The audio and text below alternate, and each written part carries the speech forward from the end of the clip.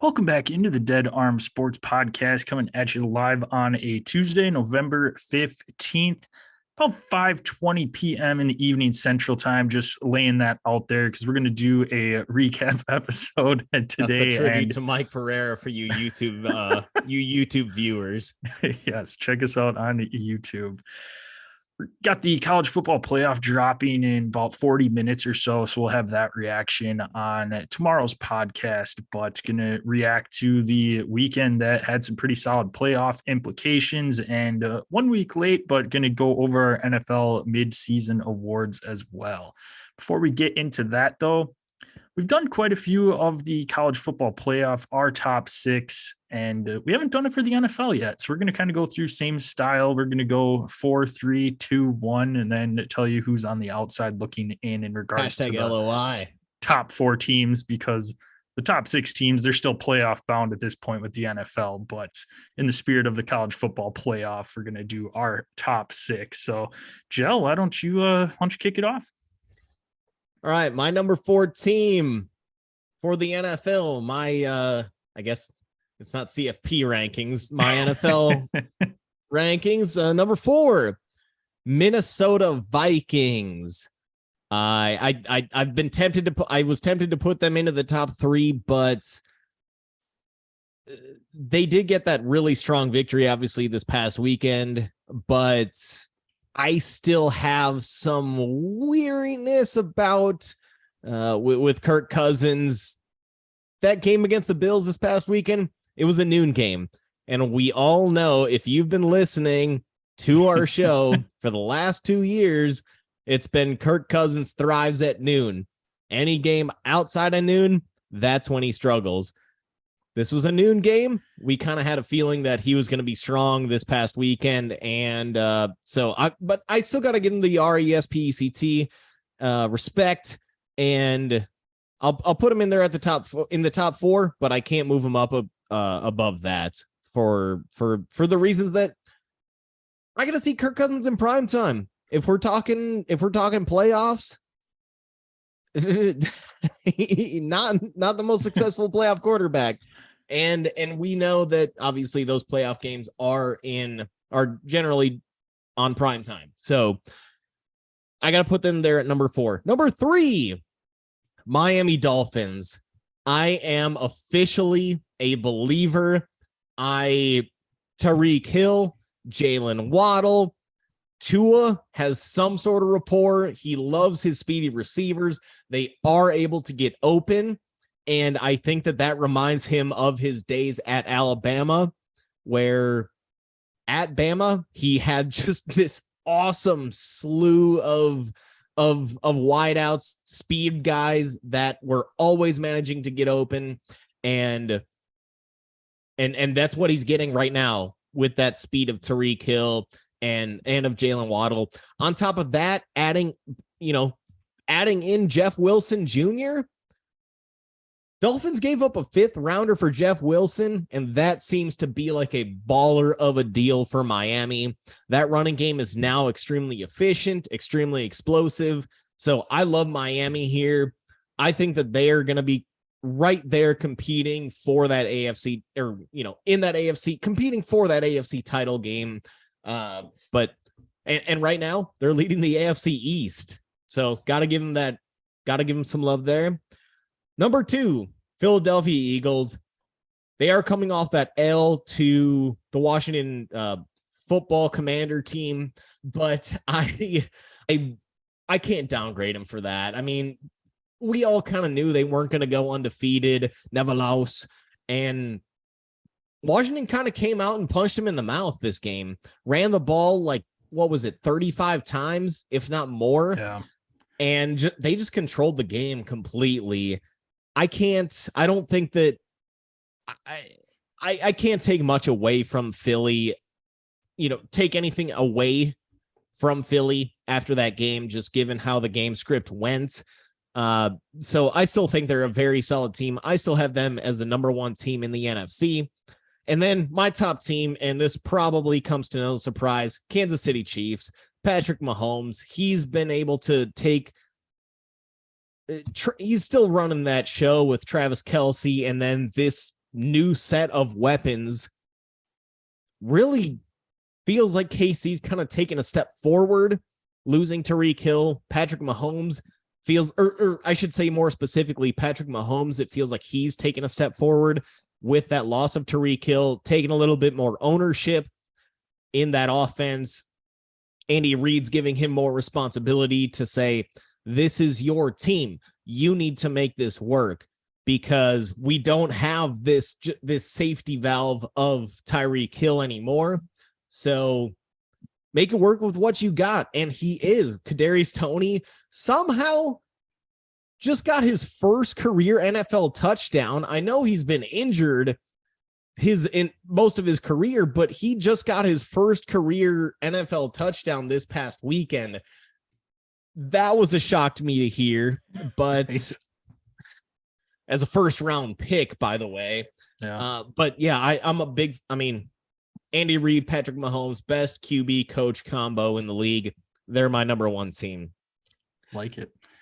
Our outside. Do you want to go your top four? I can do my four. Go outside looking in. Yep, I'll do my top four. So I have, the same teams you do, different order. So I've got Miami coming in at number 4. And surprise team of the year so far. Mike McDaniel's done a fantastic job there. Tua's taken a huge step forward after there was talks of him. Who knew if he was even going to be their franchise quarterback long term? And he stepped in with this new dynamic offense. Again, you had mentioned Tyreek Hill coming over. Jeff Wilson's been phenomenal the last 2 weeks in a Dolphins uniform for them as well. And they're rolling. I mean, everybody and myself included each week is like, when are they going to fall off? And they're just not. And I don't think that they will. They're definitely going to be a playoff team and one of the better teams, not only in the AFC, but top 4 in the NFL in my book right now.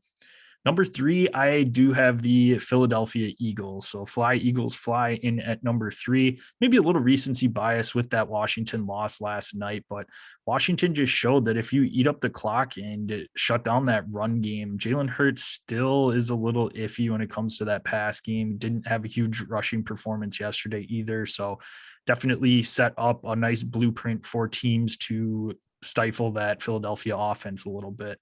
Number 2, I've got Minnesota right now. Minnesota, again, that awesome win against Buffalo this last week and game of the year. I mean, game of the last couple of years, maybe outside of that Buffalo Chiefs playoff game last year. That's one of the best games I've ever seen. Just unbelievable. Just a crazy last minute of the game with Minnesota not getting it on 4th and goal, and then Josh Allen comes up, fumbles the football in the end zone. Minnesota, it's just a crazy ending there. But Minnesota's offense is looking good. Justin Jefferson's playing on another level right now and would be in the talks for offensive player of the year if it wasn't for Tyreek Hill having an even better season so far right now too. So it's just 2 phenomenal receivers there, but again, Kirk Cousins does scare me, but right now they're firing. So this is my top 6 for right now going into week 11 of the season. Did you have number Philly 1? Philly was number 3, Minnesota 2, and number 1, no surprise, Kansas City Chiefs. So right. Yep, there's no arguing that right now. I'll just shout out my top or my outside looking in right now. I'll kick it back over to you, Jel. Number 5, Buffalo. I'm just more interested on that Josh Allen injury long-term. Their offense did not look the same against Minnesota.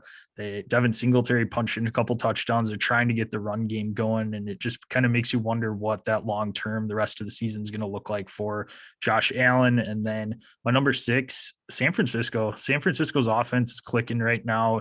Jimmy G's not really turning the ball over, doing Jimmy G things, and that NFC West is up for grabs after Seattle lost this last week to Tampa Bay. And San Francisco's offense, I think, is going to be clicking, and Nick Bosa's having a phenomenal year on the defensive side of the ball too. So San Francisco's my number 6 team. All right, I'm going to go number 5 here for myself.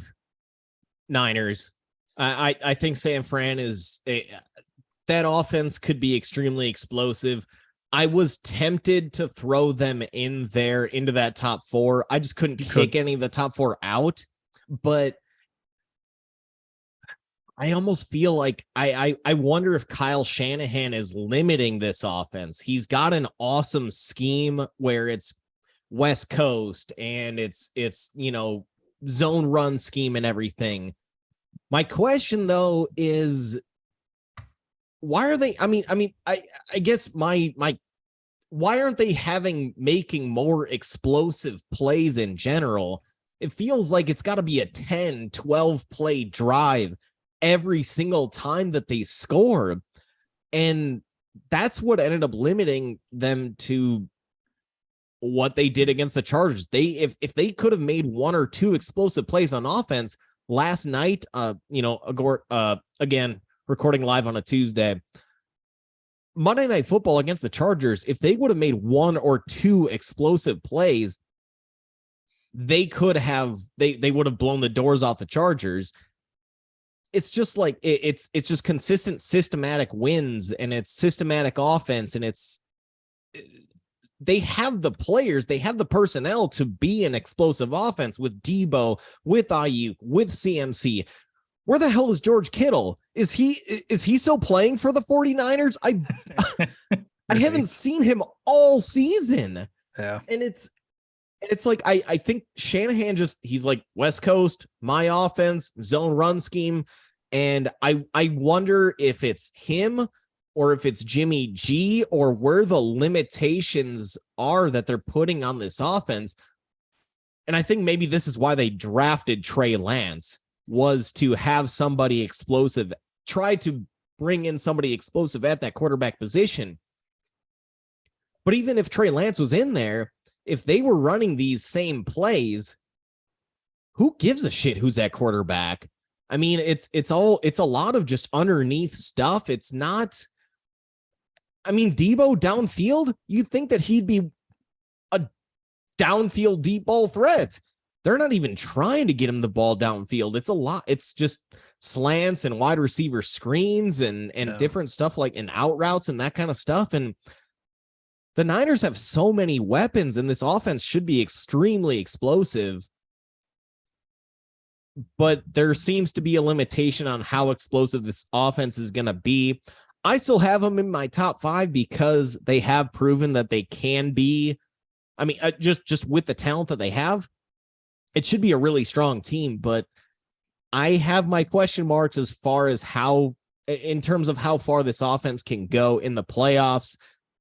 And then my number 6 team, dun dun dun dun. Strap it in, put your seatbelts on. It's the New York Jets. All right. This squad, seriously, I'm doing this based completely off resume. This is what we're, if we're going college football playoff wise, gotta look at the resume, gotta look at that strength of schedule. They've beaten Green Bay, they've beaten Buffalo, they've beaten New England. They have the defensive player of the year in Sauce, or arguably, or at least defensive rookie of the year, if not, or NFL rookie of the year in Sauce Gardner. We'll get more into that later. I really like this Jets team. Obviously, I have my questions about Zach Wilson, but right now, it was a debate between the Bills and the Jets. And the Jets beat the Bills. Yeah. I don't know if I can trust the Bills the way that Josh Allen is playing right now. He's playing extremely reckless. I get that the Bills have a lot more potential to be excellent than the Jets. That is clear. But the Jets are playing extremely sound football right now. I don't know if I necessarily think the Jets at the end of the year are will finish as the 6th best team in the NFL. But right now, that's how they're playing. I can't give the Bills any love right now. It's because of the way Allen is turning the ball over. I go back to Brian Daboll, him leaving, and I think that may end up screwing the Bills over here, because Josh Allen right now, he looks similar to how he played his first 2 seasons, which was very reckless, not consistent, missing open receivers, losing his mechanics. And if he continues to play this way, that's going to limit the Bills and their potential. They should have beaten the Vikings. Yeah. I mean, you were watching that game, right? Yep. That game should have been, we thought that game was over 3 separate times, but Josh Allen he was throwing picks. He was missing open receivers, and the way that he's also running, I'm also worried about him potentially getting hurt. But no, I mean, right now, if it's Jets Bills, that's a toss-up right now for me about who would be favored, especially if that game was in New York. So I'm going to give the Jets a little bit of love, and I'll put them in at 6. Jets, Jets. Fly, Jets, fly. We can be found at Dead Arm Sports, Twitter, Instagram. Check us out on Facebook at Dead Arm Sports. Be the first thing that pops up. Go to YouTube, type in Dead Arm Sports into that search bar. Will be the first thing that pops up there. Click that nice black and yellow logo. Subscribe. Click the bell so that we know when our live episodes drop. And we always monitor that chat, so you can ask us any questions there. If you do miss out on asking us any questions live, you can find us on our socials. Gel can be found at DasGel. That's at DASJEL. I can be found at DasJPEC. That's at DASJPEC. Give us a follow there. Subscribe, rate, and review the podcast on your favorite listening platform. Send a screenshot. Get you some swag sent your way for free. This was a crazy weekend of college football. There were some huge playoff implications from some of the games, and some teams that are fighting for a playoff spot that did not look very good. I want to kick it off with a game that I didn't really see coming. It was a game that I had said last week on our podcast that at the time, Washington was a very quiet 7-2, and they made some noise getting to 8-2, beating Oregon in Eugene last week at Autzen Stadium. Ended up winning 37-34 there. Tough loss for Oregon at home there. Granted, Washington's a solid football team. Michael Penix has really turned that team around this year and put the team on his back. And my question for you, Gel, we can talk a little. I don't have this game written down, the USC Colorado, because it ended up being a blowout, but it took USC quite a while to get going. Is the Pac-12 done with the playoff? I don't see USC getting in at all, even if they run the table. They've just been beaten up on each other too much lately. And I mean, they still have a shot. That's the only Pac-12 team that does, but I think we're going to be without a Pac-12 team again this year. I was actually watching that Colorado USC game, and Colorado, at least to start off, looked like they were in command. Now the scoreboard will not suggest that at all, but Colorado played too well, at least to start off this game in terms of owning at least the first quarter. They really owned that first quarter. They had an opening drive, and I thought that they made a mistake going for a field goal on a 4th and very short when they should have. I thought they should have gone for it and tried to score a touchdown there to at least start out that game. I mean, really going up 3-0 against USC, you're a 1-8 team. Just fucking go and try to score a damn touchdown. Yeah. Really? Is 3-0 going to do the difference? No, but maybe a touchdown would. Anyways, by the end of the first quarter, or during the first quarter, Colorado took a 3-0 lead. USC got a safety, and that's when that momentum flipped. But and that momentum flip was pretty easy to see. But God, I mean, this is a 1-8 Colorado team that USC was playing. We've got a really juicy matchup coming up that we'll talk about in the next episode, USC UCLA coming up this upcoming week. But I mean, Oregon, they're obviously out of the CFP at this point. Right now, USC might be the Pac-12's only hope. Yeah.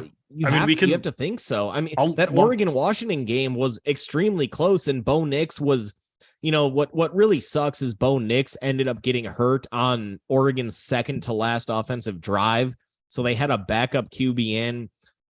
That ultimately came back to bite them. Yeah. But like you mentioned, Washington's sneaky good, just not sneaky good enough to make the college football to make the CFP.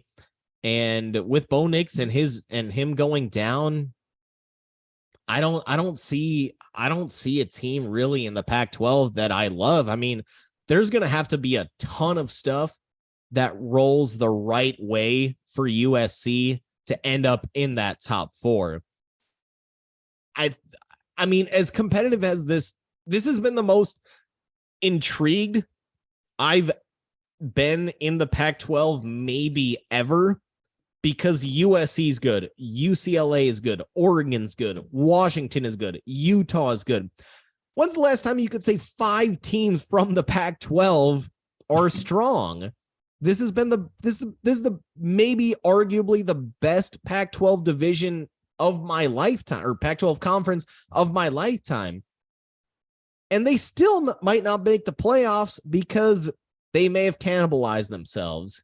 Yeah. Well, and throwing in Arizona knocked off UCLA 34-28. So that was another one. So and that knocks UCLA out. Yeah. And I wonder if that's just kind of, they had the big battle for LA coming up the following week, where they may be looking ahead and now looking at Arizona team that you had talked about, that you were putting Utah on upset alert a couple of weeks back with their way that their offense was. Ultimately, they were stymied by Utah's defense there, but Arizona's offense is pretty solid, and they showed it against that UCLA team, and just too much for them to handle in that late slate of games on Saturday.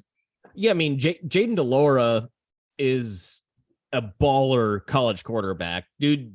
Probably not gonna make the league. Looks like he could be a Canadian Football League standout. Where I mean, just. He's a little small, but the dude can run around. He can make plays. I wouldn't say he's kind of Manzellian, where he can run around and make plays. He's not as high profile, obviously, because he plays for a crappy Arizona squad, but he went off for 315 yards here against UCLA. And he's doing shit on the ground too. So I give Arizona a shot against most teams because of him and his playmaking ability. So, yeah, I thought UCLA would come away with a W here, but it's not as big of a shock to me. I mean, especially the way that this game went. Jaden DeLora was able to get away from every different blitzing scheme that UCLA was throwing at him. He's just able to roll out and find an open man and make plays. And yeah, it's not the prettiest football ever, but it's been working. And that's kind of what an Arizona Wildcats program needs, is somebody to just make these plays, because they're not going to be able to recruit on a level of UCLA, USC. So if you've got a sweet quarterback that can make these kind of plays, we've seen it. We've seen it with previous Nebraska teams, with the Martinez brothers, and who's the other guy? Not going to be able to figure it out. Yeah. But yeah, I mean, it's those types of quarterbacks, they are game changers, and we saw it in the Arizona game. So yeah, now UCLA 2 losses. If USC doesn't win this upcoming game, there's no Pac-12 team that's going to make it. It's done. All right. Well, hey, let me kick it over to the Big Ten. I got to talk Graham Mertz here. Do we have to? We do, because he has to be done. He has to be done. A 24-10 loss to Iowa, who can barely score a touchdown. They barely did. One was because it got set up on a blocked punt, and the other is the pick six. These pick six, like that pick six can't happen. And I get that Iowa has a strong defense, but dude, Mertz looks bad again. Yeah. And I think he's got to be done. I'm looking forward to Miles. I want to see Miles Burkett. I know he's a freshman, and this isn't the, traditional Badger way to throw in a freshman or to pull your quarterback, but it's time, man. I think the writing has been on the wall that Graham Mertz is not good for a season and a half. What are we doing sitting here wasting our time thinking that all of a sudden it's gonna flip? His best game ever as a Badger was his first game. Jim Leonard needs to just fucking pull the rug out from under him, pull his ass off the field, and either put in Miles Burkett or convince Deacon Hill to get out of the transfer portal and stay, because that's all I'm looking forward to now is a quarterback battle between two backups of Miles Burkett and Deacon Hill. And hopefully Deacon Hill is willing to do that, knowing that, I might have a chance at this job. Where else is he going to go? Fucking stay here, man. Come on, Deacon, stay here. And you have a shot at that starting job, because Graham Mertz has to be done. Whether that's him transferring to another school, maybe he can go back home and go to Kansas, go be the starting quarterback at Kansas next year, or the backup at Kansas next year. Just go home, go back to Kansas. I'm cool with that. And we have to start something new in Badgerland with either Burkett or Deke. Again, trying to pull back Deacon Hill out of that portal. But Graham Mertz is bad, man. I don't know how else to describe it other than bad. Yeah. And Paul Chryst, former head coach, was the former quarterback for the Badgers a long time ago. And you thought that maybe he'd be able to get Mertz, and you saw him bring in a huge recruit, and just didn't pan out. We haven't seen any biggest quarterback recruit in Badger history. Yep. But I don't know. That program's just in so much turmoil right now. They still haven't clinched a bowl game. They're one win away from that, but you have at Nebraska and a home game, a rivalry game for the Axe against Minnesota. I have to win one of those to get to bowl eligible, and you got to figure out what you're doing with the head coach position too. It just makes me think more and more that as the season goes on and there's no talk about getting Jim Leonard the interim tag removed there, that maybe they are going to be moving on. And at that point in time, who knows what's going to happen with the quarterbacks. But going with Mertz, yeah, he just has been terrible. And you don't mind if a quarterback makes mistakes here and there and learns from them, but he just doesn't seem to be learning from them. He makes critical mistakes at the worst possible times that just get them completely out of a game that they're having to battle back from. And he's not somebody that's going to go out there and really win you a game. The big games we've seen from him are when they can get the run game going, and they obviously were not doing that against Iowa. Iowa's a great defense, so nothing against them there. Their offense is pathetic, but their defense is one of the top ones in the country. But I don't know what they do from here. Yeah, Miles Burkett, I'd love to see him come in, but again, this is kind of a lost season. So if you can keep his redshirt availability going, then I'm fine with just rolling Mertz and letting him just get ravaged. And you're now allowed 4 games and can still keep redshirt status. So maybe that's how you finish out the season. Yeah, he came in for a game when I was at there, so he already has played one, burned one. So that I guess manage that, but and you obviously don't want to burn that redshirt status at, like you said, at this point in the season where you're battling for the Meineke Car Care Bowl, but maybe at this point that's looking like a good option. Maybe it's brutal, but. You got to do something here. I mean, this is, and you bring up that Mertz you can deal with some of the mistakes that he makes, and he does continue to make them, but he also isn't doing anything to make up for those mistakes. He's not just going off and making these sweet, if you've got a dynamic quarterback that makes mistakes, but also is able to make it up with baller offensive plays, you're into it. But it seems like he just lollipops every single damn throw. When's the last throw that you've seen where he throws it on a rope? It doesn't happen. He likes to just like just lollipop every single damn throw in there. And it drives me fucking crazy because it reminds me of Hornibrook, where Hornibrook would never throw a ball on a dart. I don't think he was capable. No, he probably wasn't. but that's the problem, is that Mertz is reminding me of Hornibrook. That's not good. No.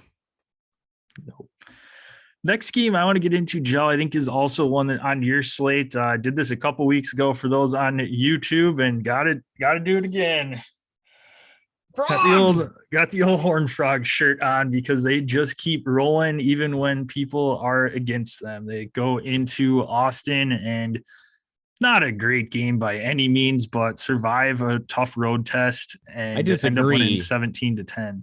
I thought that was an awesome game, but I'll let you continue. I was saying more so TCU played a good game. Their defense was good, but man, I think I brought this game up more so just Texas is not very good for some of the playmakers that they have on offense. They just so inconsistent. Ewers looked terrible out there at times. He looked bad. And yeah, I don't know. It'll be interesting to see what happens once Arch gets to campus next year. I think there's going to be a pretty sweet quarterback battle potentially there. But again, TCU ends up coming away with the victory against a lot of experts' opinions. I was watching Game Day in the morning, and I think just about across the board there, they went with the Longhorns coming away with the victory. And yeah, TCU just keeps rolling. We'll get into their preview, I'm sure, tomorrow, but have their final road test against Baylor this last weekend, which we'll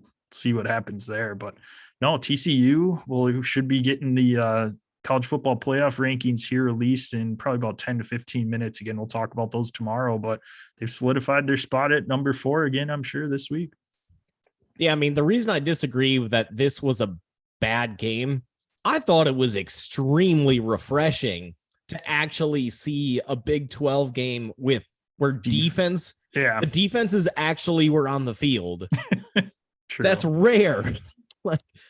And it wasn't a ton of turnovers. It was just a lot of, TCU gets a first down, ends up going, next 3 plays, doesn't get much, has to punt. A lot of punts, but it was refreshing to actually see defense being played. I felt like that's the kind of football that I'm not saying I always want to see that, but I thought it was a great game. It made every single possession matter so much because, the second that TCU scored, they finally got their first touchdown. Next drive, Texas scored a touchdown to make it a 10-7 ball game. So it's like that just made it exciting. Every single possession mattered so much. And I had an absolute blast watching this game. I also had a blast cashing in on my bet of TCU plus 240 on the money line as 7.5 point dogs. So cash money, baby. Of course, didn't have the balls to post anything before the game to make that publicly known on Twitter. But maybe this week I'll have I've got a renewed confidence now. I'm on a 3-game winning streak with my bets. So let's go, baby. But no, I thought it was really refreshing. I also thought that it showed that TCU does belong in that top 4, which there were question marks before from certain pundits about really TCU, are they going to be the ones that end up cracking the top 4? Not a big school, blah, blah, blah. It's like, no, now that you saw them beat Texas, you've seen them blow out Oklahoma. Like, any media member that comes in and says, what are the chances TCU actually makes it? Go F yourself unless they lose. But right. I'm loving this TCU team. I loved that game. I got one last game that I want to touch on really quick. And that is finally NC State is out of the top 25. We've been preaching it for like a month and a half that they are not a good team and should not be in the top 25. They just lost to Boston College, Matt Ryan's alma mater. Terrible Boston College. Never understood why they were even in the top 25 for as long as they remained there. Now, this upcoming weekend, they've got a test against Louisville where they are underdogs. The following weekend against UNC at UNC where they will probably be underdogs. So fuck you, NC State, for remaining in the top 25 for so long. I'm so glad you're finally out. You're going to go on a 3-game losing streak, and I can't be any happier. Nice. I've got 2 games I want to bring up and 3 things, 1 good, 2 bad. I'll start off with one of the bad, and that is Will Levis sucks. Kentucky loses to Vandy at home. Vandy hadn't won an SEC game in, I think, their last 27 or 29 tries over 3 years of games. Hadn't won a game and goes into Kentucky. Will Levis doesn't throw a touchdown pass, and just his stock to me is just falling. I think he's one of those quarterbacks that, he's going to be a good NFL guy. He'll be good NFL guy. He hasn't been good at Penn State or Kentucky in college. I'm out on him, and I hope Bears should be solidified with Justin Fields after the last few weeks there, but I don't want any teams I like going after Will Levis. Good shout out to Vandy. Congratulations on your first SEC win. I tried to get you that against Missouri the other week with my upset picks, but you waited a couple weeks there for me.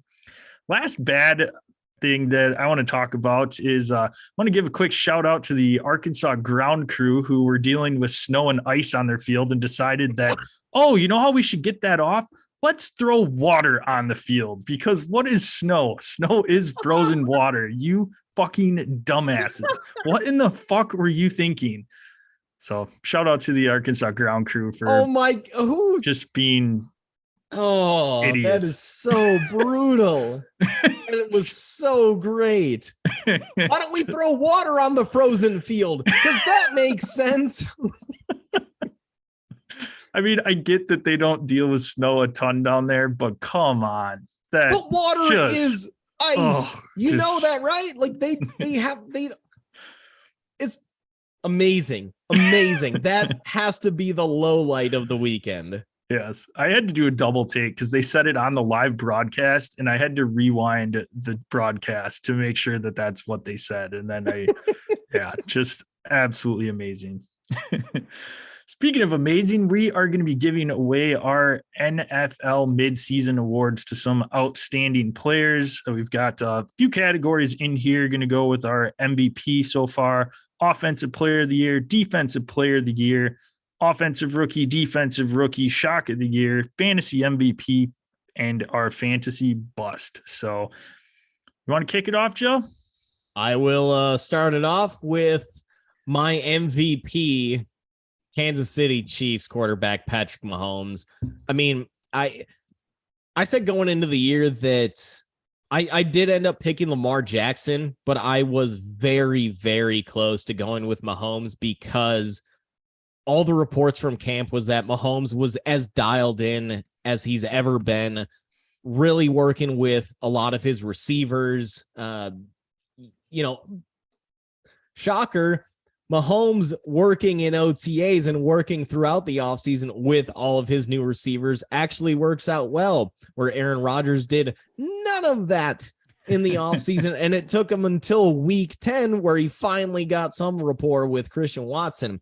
But no, I got to give some love to Patrick Mahomes right now. Obviously, me putting the Chiefs at number 1 in my power rankings, not a shock that they're being led by, in my opinion, the best quarterback in football.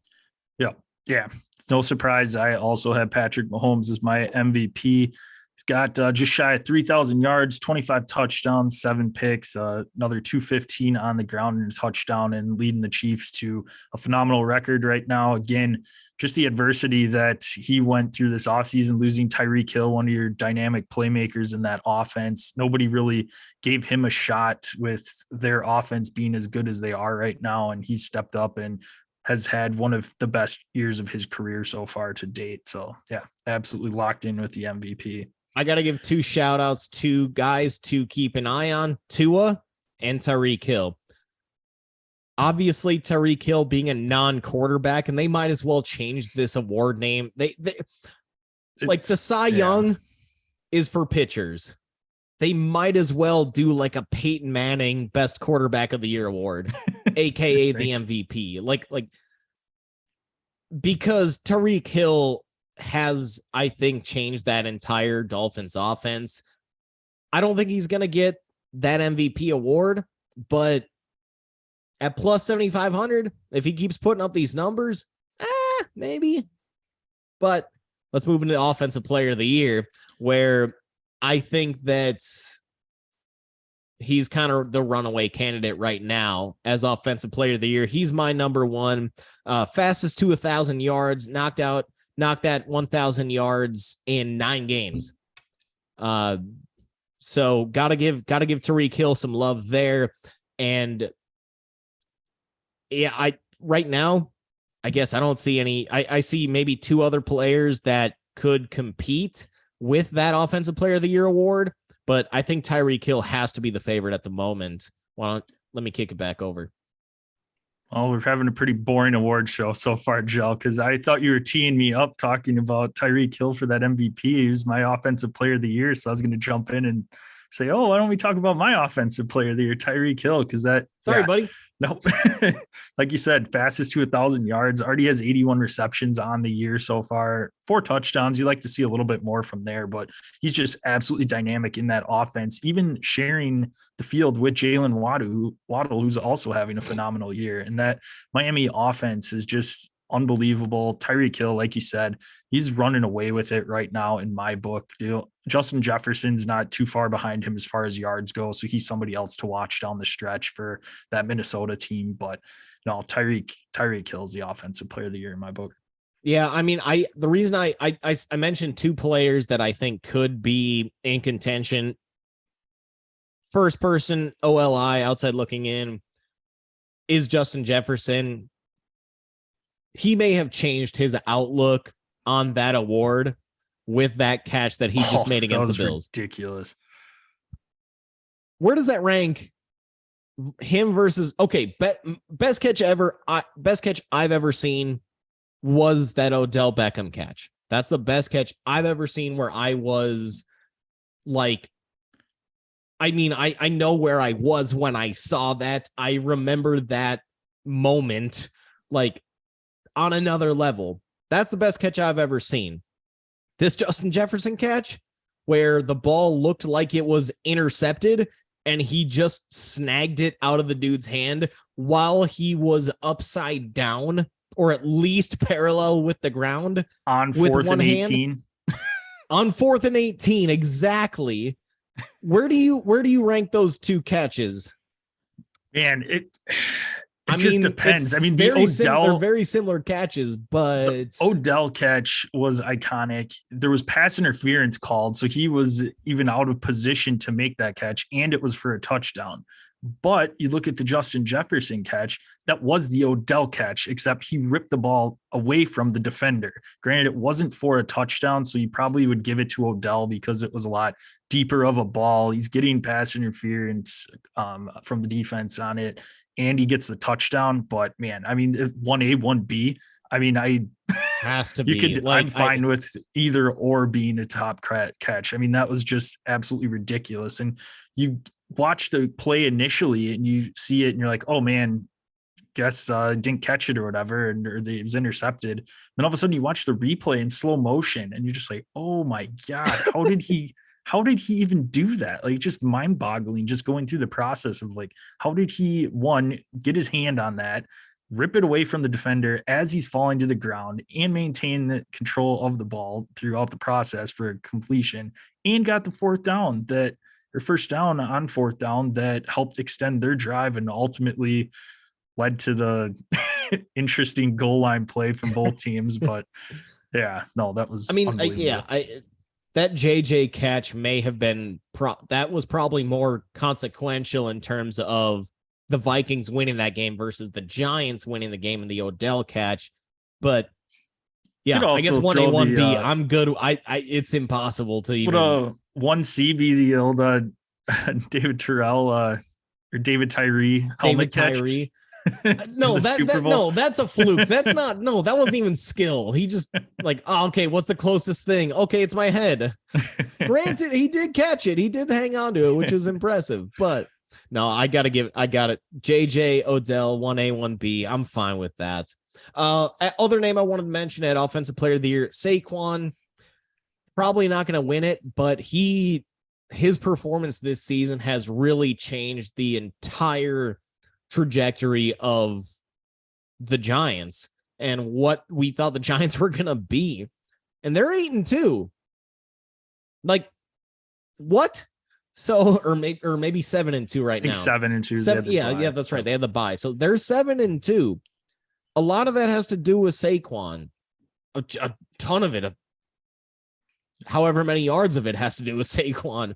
So I gotta say, respect to Saquon on his comeback and him coming back and being the true impact player that that he was. I was going to say there is an NFL award that he probably will get, and that is the Comeback Player of the Year award. For his phenomenal year that he's had so far. No, I agree completely.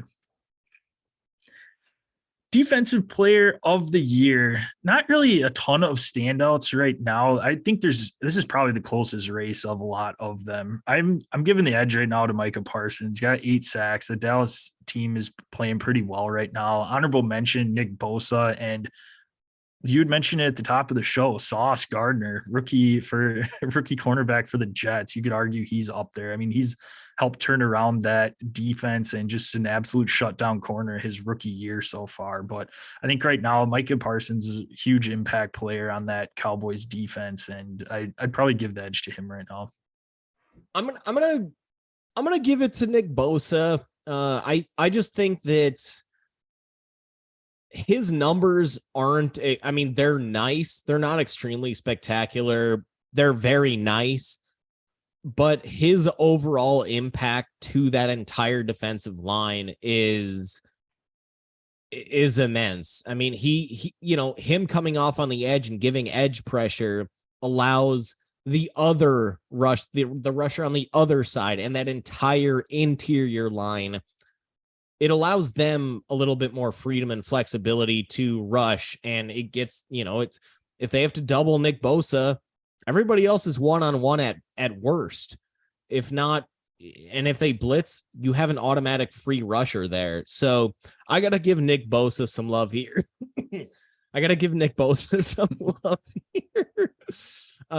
Micah Parsons, absolutely fine pick, but Nick Bosa's just been extremely impactful so far. So gotta give him that love. Like it.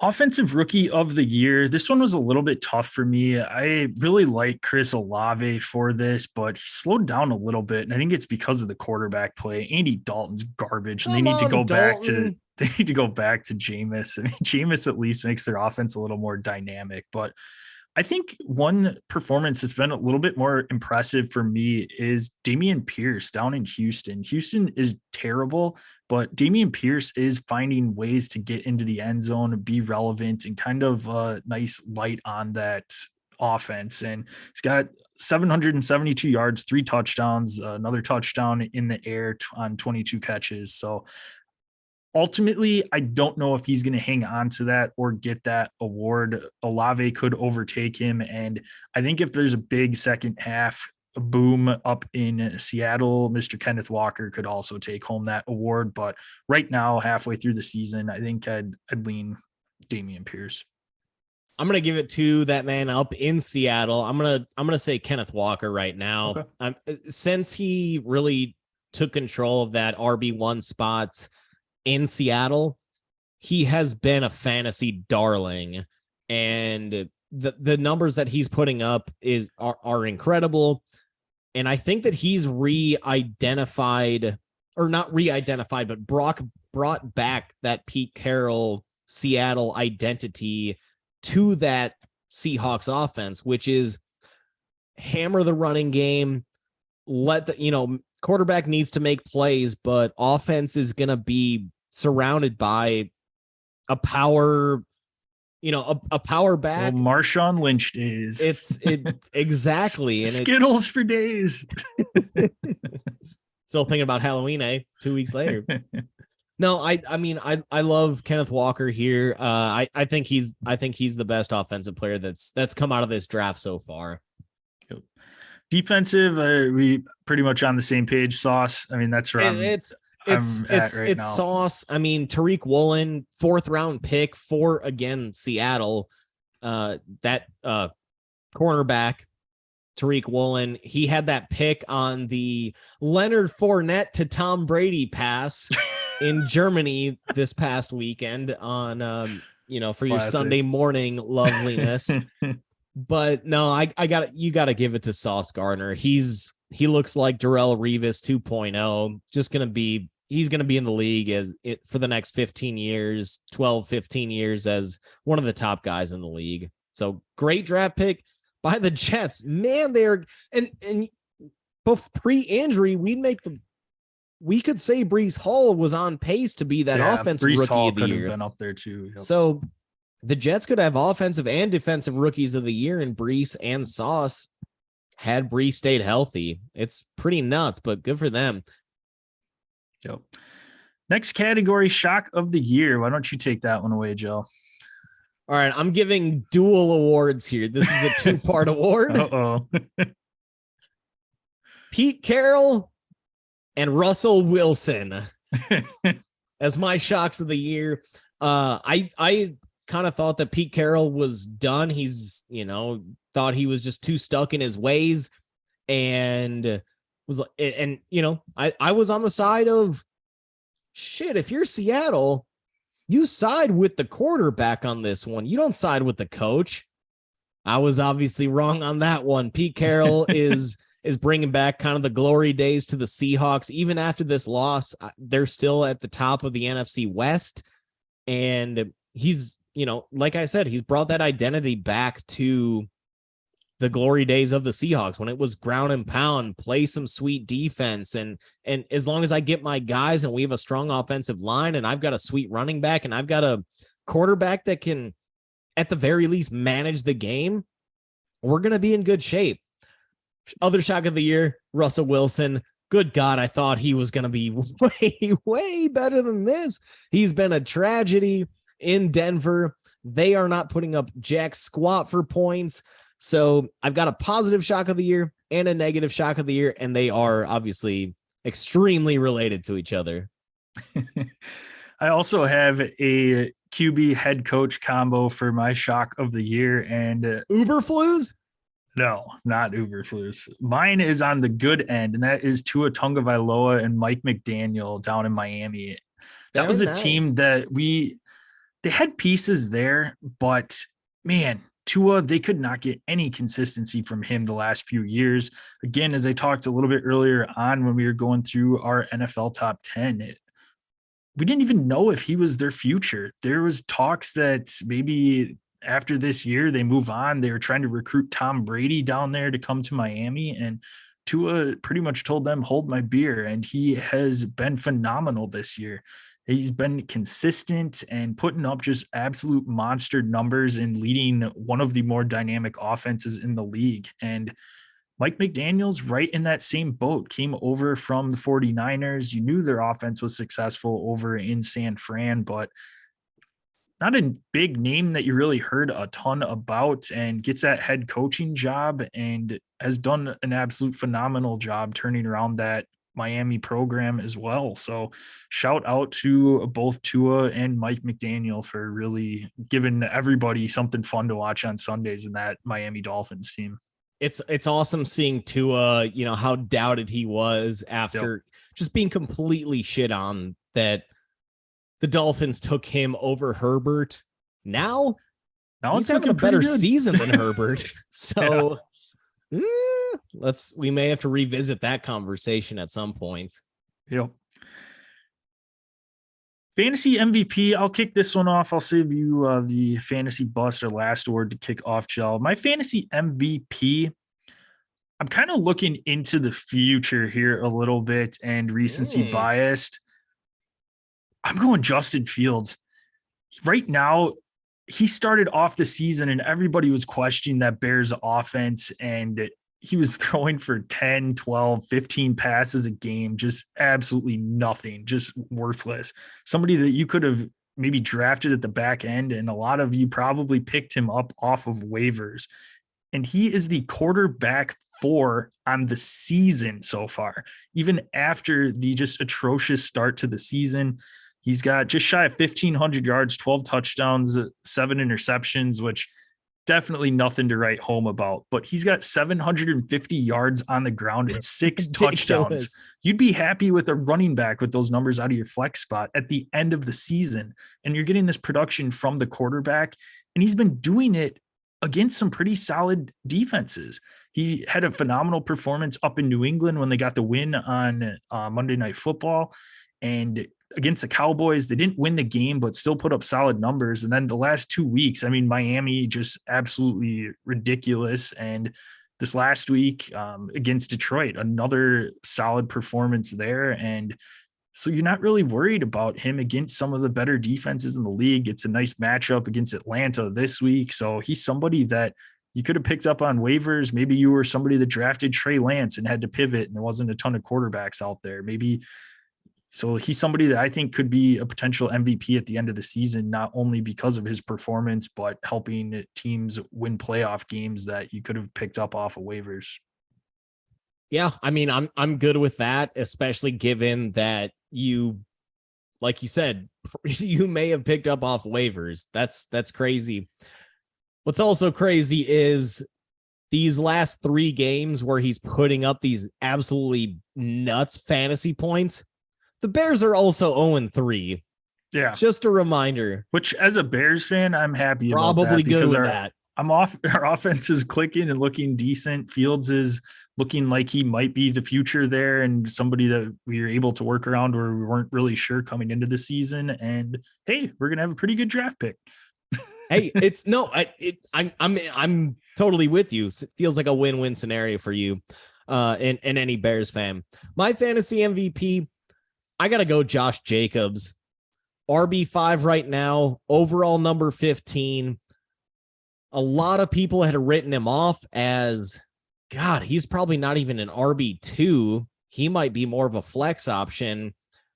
And he's had a number of really awesome weeks in a row. This past weekend, not so much, extremely cold. And this past weekend was probably closer to what was expected out of him going into the season from at least a lot of the fantasy, high-end gurus. But so far through the season, again, ranked as that RB5, 15 overall, which is awesome. I also have to give a secondary shout out to the Raiders in general for their first round picks. 2021. God. 2021 first round pick, Alex Leatherwood, cut. Now he's a Bear. 2020, one of their first round picks, their first round pick, Henry Ruggs, he's in jail. Their second 2020 first round pick, Damon Arnett, cut. Now a free agent because he was on Instagram Live showing up, like making threats with AR-15s. God, what are you doing? All right. 2019, they had 3 first-round picks. Number 4 overall pick, Cleveland Farrell. They declined his 5th-year option. Josh Jacobs, 2019, declined his 5th-year option.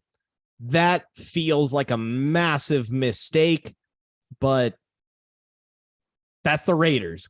And then their third 2019 first-round pick was cut and is now a Packer, who made Jonathan Abrams, who made a stupid penalty on a special teams play that I thought was going to cost Green Bay the game. Obviously it didn't, but he might be cut from the Packers after this week. So shout out to the Raiders and their drafting prowess. They probably made the right move in getting rid of their first and second rounders this past draft to go get Devontae Adams.